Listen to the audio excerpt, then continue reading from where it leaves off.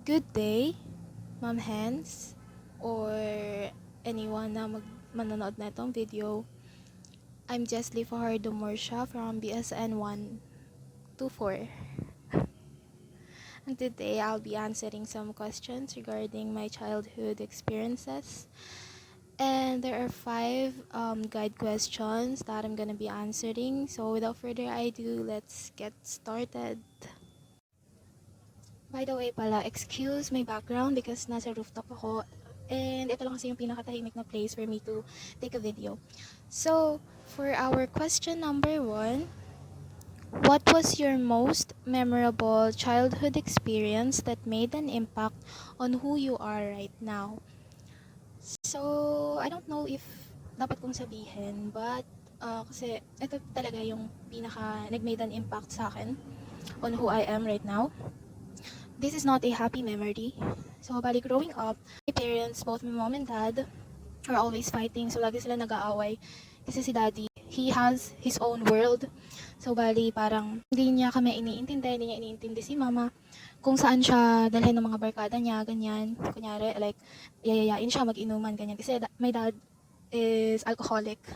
So, kung saan siya yayain, dun siya. So, yeah, that's why lagi silang nag-aaway. Tapos, there was a time wherein iniwan kaming magkakapatid dun sa bahay ng kapitbahay, which is closest friend of my mom. Kasi sinundan niya si daddy sa isang bar. Ayun, nahuli niya na merong other girl or other party, and so nag-away talaga sila noon. Tapos, nung sinundo na kami dun sa bahay ng kapitbahay, then umuwi na kami dito, mas lalong silang nag-away na dalawa. And I vividly remember nung time na yon kasi nung nag-away sila dito sa bahay, grabe yung pagsisigawan nila noon. And mind you, I'm just 7 or 8 noon. So, syempre, sobrang traumatic ko noon. Hindi ko alam yung gagawin ko. And also, my sisters as well. May, bunso ako. I have 2 sisters. Bali, 3 kami. 3 kaming babae. So, ayun, nag-away sila dito sa bahay. Tapos, sobrang lala nung away nila. Bali, lagi silang nag-aaway. Lagi silang nag-aaway before this happened.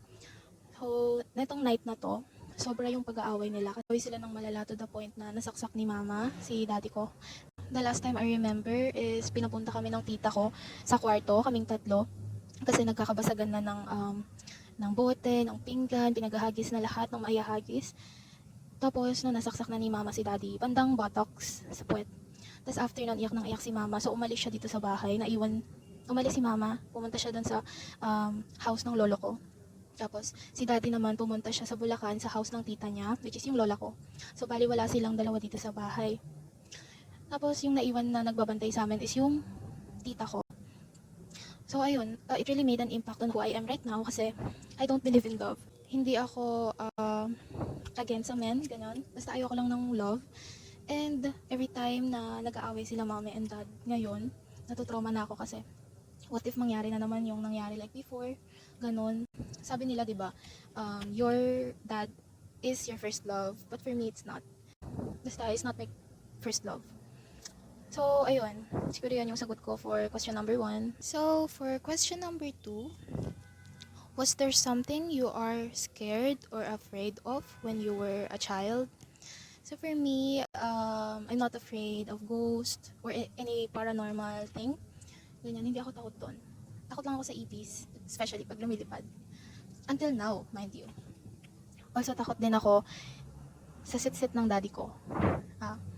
Sa sit-sit ng daddy ko kasi yung kapag naglalaro ka sa labas. Kapag naglalaro ka sa labas. Tapos, may marinig lang ako na sumitsit. Alam ko kasi yung sit-sit ni daddy. Parang, isang sit-sit niya lang, takbo na agad ako pa uwi. Kasi, kapag nakailang sit-sit siya, tapos nagalit na siya, kukurutin ka niyan. Tapos, yung kurot niya kasi, baon na baon hanggang buto. And, yun yung pinaka-kinatatakutan ko before. Yung sit-sit ng daddy ko. Next question.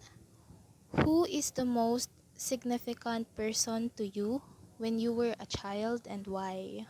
So for me, yung most significant person sa akin is of course my mom. Kasi she's been through a lot talaga. Especially with my dad. She's been through a lot. And until now, she's holding on. Until now, kinakaya niya pa rin. Until now, lumalaban pa rin siya. So my mom is the most significant person sa akin kasi back when I was a child, hindi niya pinapakita na nahihirapan na siya. Hindi niya pinapakita na napapagod na siya. Kasi siya lang talaga yung breadwinner sa amin. Kasi my dad, hindi kasi siya ganong naghahanap ng pera. Like, hindi siya nauobliga because may kaya si mama and madiskarta si mama. That's why hindi siya nauobliga na humanap ng pera.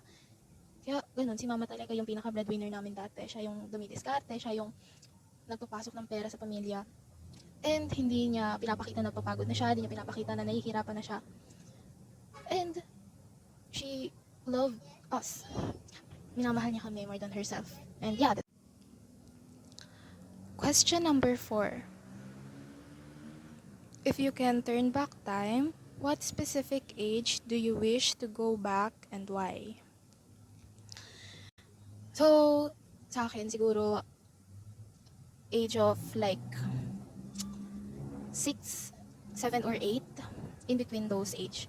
Kasi yung age na yon is yung parang namomroblema lang ako kung ano yung lalaruin ko, namomroblema lang ako kung may assignment ba ako bukas, namomroblema lang ako noon na yung tipong pinoproblema mo lang kung ano yung lalaruin mo, kung ano yung gusto mong bilhin sa 5 pesos na baon mo. Yung bang simpleng problema lang. Tapos, yung age ko kasi na yun, kompleto pa yung family ko. I mean, kompleto pa yung mga tao sa paligid ko. Yung mga lolo ko, lola. Kasi ngayon, marami nang nawala. I lose so many people. So, syempre, yun din naman yung kahantungan ng bawat isa. Pero, for me, yung pinaka gusto ko talaga na age is yung 7, 8, or 6 years old.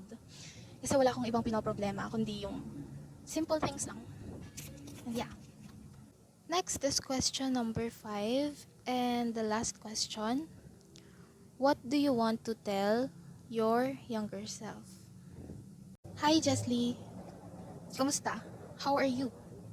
Siguro, you're playing with your Barbies at this moment.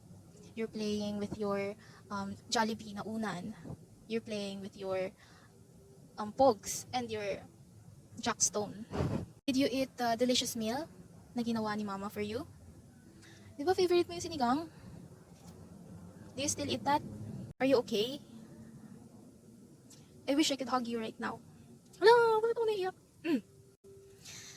And tell you how proud I am of you.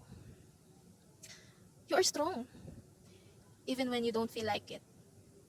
Your courage and spirit are shining lights that guide me through the darkest times. Please cherish every moment you have on that time. Please don't grow up too fast. I-enjoy mo yung moment you have with your mom. Enjoy mo yung moment you have with Ninang Pe. Enjoy mo yung moment you have with your Lolo Doro. And also kapag umuwi ka ng Bicol, enjoy mo rin yung moment with your uncle, Vinjan. Yung kapatid ni daddy mo. Enjoy mo yung moment you have with your loved ones. Sabihin mo kay mama, and also kay daddy, na you loved it. Say it out loud. Kahit hindi ka dapat nasabihan mo na you love your dad, still, siya pa rin yung daddy mo. So cherish every moment with them. Play as long as you want. Because someday, you will miss doing what you used to do. Go, mag-Chinese garter ka. Magpiko ka. Pag-ipunan mo yung ukulele na gusto mo. Yung drum set na gusto mo. Yung gitara na gusto mo. Pag-ipunan mo in an early stage. Savor those carefree moments. Hold on to them tightly. Because they will become your fondest memory someday. To face so many challenges in your life. Pero remember na each one will make you stronger. Keep that bright smile. To my younger self, I am very proud of you. Thank you for keeping your promise that no matter what happened, we will strive to move forward. We'll be happy for all the small wins we had. I will live for you and all the things we promised to make in this life. I will keep holding on to that promise. I will keep holding on to our God who made all things possible. I hope you're happy now. I love you. I love you, younger self. It's gonna be all for today. Thank you for watching. And please, huwag ipagkalit yung kwento ko.